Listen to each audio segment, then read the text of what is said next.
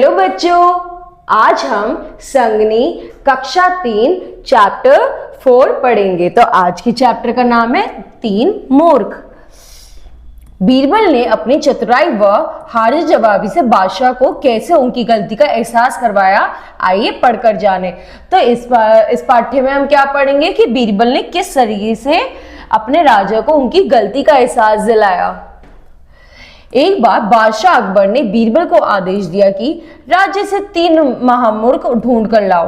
राजा की आज्ञा मानकर बीरबल चले गए। वे कुछ दूर ही गए थे कि एक घोड़सवार मिला। वह घोड़े पर बैठा चला आ रहा था।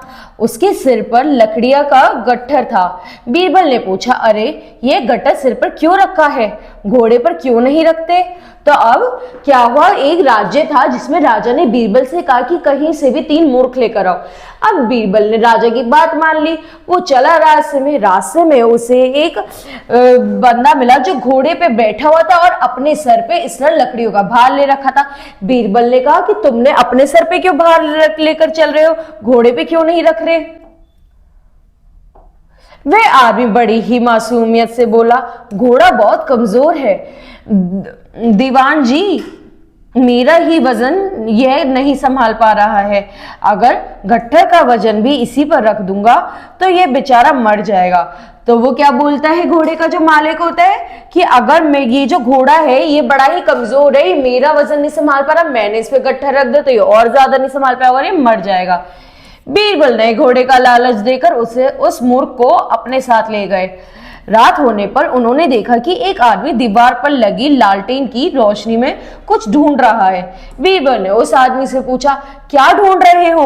वह बोला, मेरा एक सिक्का खो गया है। सिक्का कहाँ खोया था? बीरबल ने पूछा।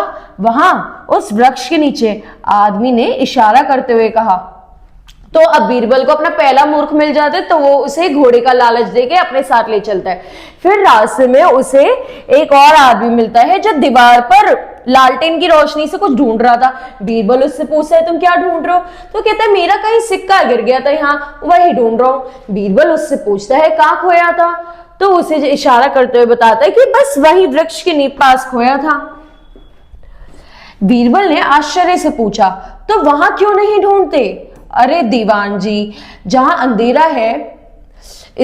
अंधेरा है इसलिए यहाँ लालटेन के उजाले में सिक्का ढूंढ रहा हूं। आदमी सहज स्वर से बोला। अब आगे क्या हुआ, तो वो उससे पूछता है, अगर वृक्ष के नीचे खोया है सिक्का तो वहां क्यों नहीं ढूंढते? तो कहते हैं, दीवान जी, जहां गिरा होगा, जहां एक्चुअल में रोशनी है, जहां लालटेन की रोशनी आ रही, वहीं तो ढूंढ पाऊंगा, वहां कैसे ढूंढूं? बीरबल समझ गए कि यह तो मूर्खों का भी मूर्ख है। वे उसे ज्यादा सिक्के देने का लालच देकर अपने साथ ले गए। फिर बीरबल उन दोनों को लेकर उसी समय बादशाह अकबर के पास पहुंचे और उनके कारनामे बताए। अब उसे रियलाइज हुआ कि ये जो है बंदा, ये तो सबसे ज्यादा मूर्ख है। वो उन दोनों को लेके महाराज के पास ले चले और महाराज के पास पहुंचे और उनके उन सारे कारनामे बताए उन्हें। बादशाह बोले, ये तो सिर्फ 2 ही हैं, लेकिन हमने तो 3 मूर्ख लाने को कहा था। जहां पना बाकी एक मूर्ख भी यही है, बीरबल ने कहा। बादशाह चौंक कर इधर उधर देखने लगे, उन्हें कोई नहीं दिखा। वे बोले, अरे बीरबल, तीसरा मूर्ख कहाँ है? तो जब वो बादशाह के पास पूछे तो बादशाह ने कहा कि मैंने तो तुमसे 3 मूर्ख लाने के लिए कहा था, ये तो सिर्फ 2 ही है, तीसरा कहाँ है? तो कहते हैं, इसकी अरे सरकार, तीसरा भी यही है, देखो तो सही। बादशाह दोनों चारों तरफ नजर घुमाते बट उन्हें कहीं नहीं मिलता और पूछे, तीसरा मूर्ख कहाँ है? बीरबल ने झुककर कहा, गुस्ताखी माफ हो जापना, तीसरा मूर्ख मैं हूं जो ऐसा फालतू काम कर रहा हूं। बीरबल की बात सुन के बादशाह अकबर खिलखिलाकर हंस पड़े।